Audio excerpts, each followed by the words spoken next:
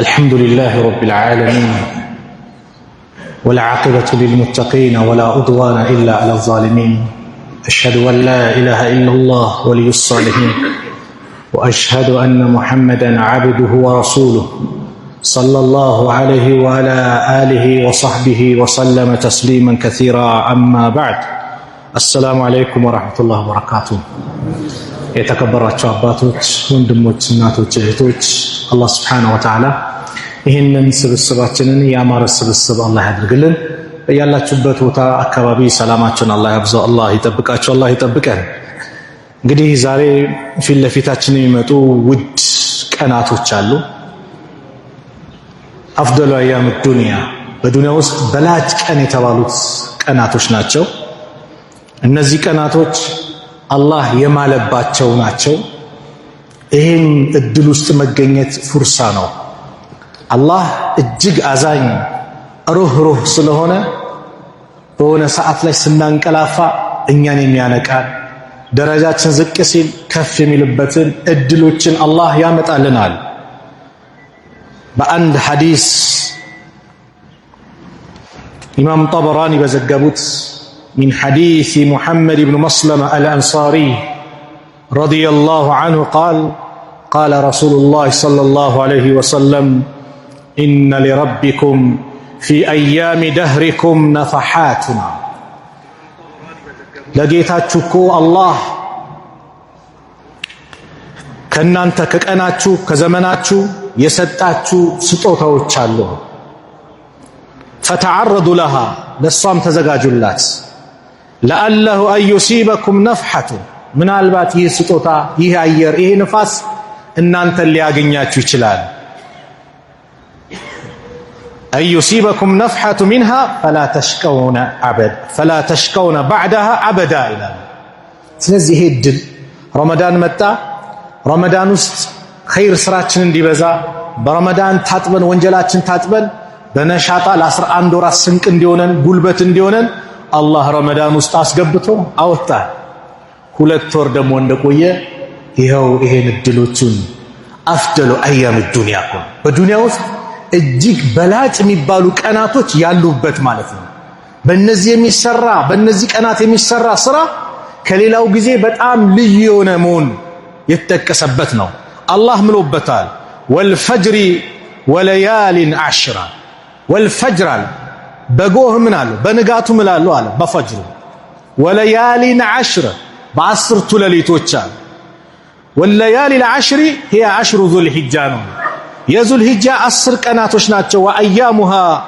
أفضل من أيام العشر الأواخر من رمضان ይላል ከረመዳን ከመጨረሻ ሌሊቶች ጭምር የዱንያ ማን የذو الحجة 10 ቀናቶች የቀኑ ናሃሩ ማለት ነው ከሌሊቱ ከረመዳን 10 الأواخر ይበልጣል ኢብኑ ተይሚያ ረህመቱላሂ ዐለይሂ ምን ይላሉ ከቀን ከሆነ የذو الحجة 10 ቀናቶች ይበልጣሉ በሌሊት ከሆነ ደግሞ የረመዳን 10 ሌሊቶች ይበልጣሉ ለምን በረመዳን 10 ሌሊቶች ለይለተል ቀድር ያለባት ሌሊት ናት በእነዚህ የذو الحجة 10 ቀናት ደግሞ የውሙ አረፋ አለ የውሙ ነህር አለ ልዩ ቀናት ያሉበት ነውና በደረጃ ሲታይ ከቀን ከሆነ የذو الحجة 10 ቀናቶች ይበልጣሉ ታዲያ በእነዚህ 10 ቀናት ኡመሃቱል ዒባዳ የኢባዳ አይነቶች ኡመሃቱል ዒባዳት የኢባዳ አይነቶች የተባሉበት የተሰባሰቡበት ምንድነው ቀን ነው ጾም አለ ሌላ ጊዜም አለ ሰኞ ሐሙስም በማንኛውም ቀን አሁንም በእነዚህ ቀን ጾም አለ ሰደቃ አለ ሁሉ ጊዜ አለ ሰላት አለ ሁሉ ጊዜ አለ ሐጅ ግን ከነዚህ ቀናቶች ውስጥ አለ ذو الحجة 8 አይደል የሚጀምረው ስለዚህ አሉ የተባሉ ዒባዳ የተሰባሰቡበት ቀን ነው የአላህ መልእክተኛ ነብዩ ሰለላሁ ዐለይሂ ወሰለም በሐዲሳቸው ምን አሉ አፍደሉ አያም الدنيا ايام العشر ያሉ ከዱንያ በላጭ ቀናቶች እነዚህ 10 ቀናቶች ናቸው يعني 10 ذي الحجة رواه البزار وصححه الألباني الألباني صحيح ያሉት ሐዲስ ነው አፍደሉ አያም الدنيا كن أفضل أيام الدنيا أيام العشر كدنيا بلاد ቀናቶች ምን ማለት ነው ታዲያ ይሄ ማለት በእነዚህ ቀናት ቁርአን ስትቀራ ልዩ ነው በእነዚህ ቀናት ሰደቃ ስታወጣ ልዩ ነው። በእነዚህ ሰላት ቀናት ዱዓ ስታደርግ፣ በእነዚህ ቀናት ኸይር ነገር ስትሰራ፣ መልካም ነገር ውስጥ ስትመላለስ ከማንኛውም ጊዜ በላይ ልዩ ነው። እንደውም የአላህ መልእክተኛ ነብዩ ሰለላሁ ዐለይሂ ወሰለም ሲያስቀምጡ ምን አሉ? ማ ሚን አያሚን አልዓመሉ ሷሊህ ፊሃ አሐቡ ኢለላህ ሚን ሃዚሂል አያም። ማንኛውም መልካም ስራ ከነዚህ ቀናቶች የበለጠ አላህ ዘንድ እጅግ ተወዳጅ የሆነ ከነዚህ ቀናቶች የበለጠ ስራ የሚሰራ የለም አሉ። ያኒ አያሚል አሽር። ቃሉ ያ ረሱላላህ አንተ የአላህ መልእክተኛ ወይ ወለል ጂሃድ ፊ ሰቢልላህ፣ ጂሃድ ፊ ሰቢልላህ ቢሆንም ይበልጣሉ እነዚህ ቀናቶች የሚሰራ ስራ ማንኛውም ስራ። ቃለ ወለል ጂሃድ ፊ ሰቢልላህ፣ አው ጂሃድ ፊ ሰቢልላህም ጭምር ይበልጣሉ። ኢላ ረጁሉን ኸረጀ ቢነፍሲሂ ወማሊሂ፣ አንድ ሰው በነፍሱም በገንዘቡም ጂሃድ ፊ ሰቢልላህ ጦርነት የሚደረግበት በአላህ መንገድ የሚታገሉበት ቦታ ላይ ሄዶ ፈለም የርጅዕ ሚን ዛሊከ ቢሸይኢን፣ አንድም ይዞ ሳይመለስ ንብረቱም እዛው ፊዳ የሆነ ነፍሱም እዛው ፊዳ የሆነ ካልሆነ በስተቀር በእነዚህ 10 ቀናት የሚሰራ ስራ ከጂሃድ ፊ ሰቢልላህ ጭምር ይበልጣል። ያ አላህ እድል አይደለም ታዲያ? ነው አይደለም? ወላሂ እድል ነው። ልዩ ስጦታ ነው አላህ የሰጠን። ታዲያ መች ሊጀምር ይችላል ከተባለ ዛሬ በኢትዮጵያ አቆጣጠር ግንቦት 8 2018 ነው፣ ቅዳሜው ምሽቱ። ዛሬ ቀኑ በአረብኛው ዙልቂዳ 29 1447ኛ ዓመተ ሂጅራ ነው። ዛሬ ማታ ጨረቃ ከወጣች ነገ ዙልሂጃ 1 ይሆናል፣ እሁድ ማለት ነው፣ ግንቦት 9። ግን ጨረቃ ካልወጣችና 30 ከሞላች ሰኞ ግንቦት 10 ስንት ይሆናል ማለት ነው? ዙልሂጃ 1 ይሆናል ማለት ነው። ስለዚህ በዚህ አጋጣሚ ኡዱሂያ ለማረድ የተዘጋጀ ሰው፣ ኡዱሂያ ለማረድ የፈለገ የተዘጋጀ ሰው ምን ማድረግ አለበት? ጸጉሩን ከመቆረጥ ጥፍሩን ከመቆረጥ መቼ? የዙልሂጃን ጨረቃ ካየ ከዚህ ነገር ሊቆጠብ ይገባል። መን ካነ ለሁ ዚብሑን የዝበሁሁ፣ የሚያርደው እርድ ያለው ሰው ፈኢዛ ኡሒለ ሒላለ ዚልሂጃ፣ የዙልሂጃ ጨረቃ ብቅ ካለችና ከመጣች ፈላ ያእኹዘነ ሚን ሸዕሪሂ ወላ ሚን አዝፋሪሂ ሸይአን ሐታ ዩደሕያ፣ ጥፍሩንም ሆነ ጸጉሩም ከሰውነቱ አንድን ነገር እንዳይነካ ኡዱሂያውን እስከሚያርድ። መቼ ማለት ነው? ዒድ ሰላት ሰግዶ መጥቶ ከዛ በኋላ ካረደ በኋላ ነው ጸጉሩንም ቀድሞ ቀመስሉም የብብት ጸጉር የብልት በለው ጥፍሩን መቆረጥ የሚችለው ከዛ በኋላ ነው። መቆጠብ አለበት አሉ። ስለዚህ ኡዱሂያ ልታርዱ የተዘጋጃችሁ ከተቆረጣችሁ አሁን ከዙር በኋላ ምናምን ቶሎ በላሽ ተቆረጡ ማለት። ጥፍራችሁንም እንደዛው 10 ቀን ላይ አንድ በጣም የሚያጅበው ደግሞ ሐጅ ላይ ካሉ ሰዎች ጋር አላህ እንድንመሳሰል አደረገ።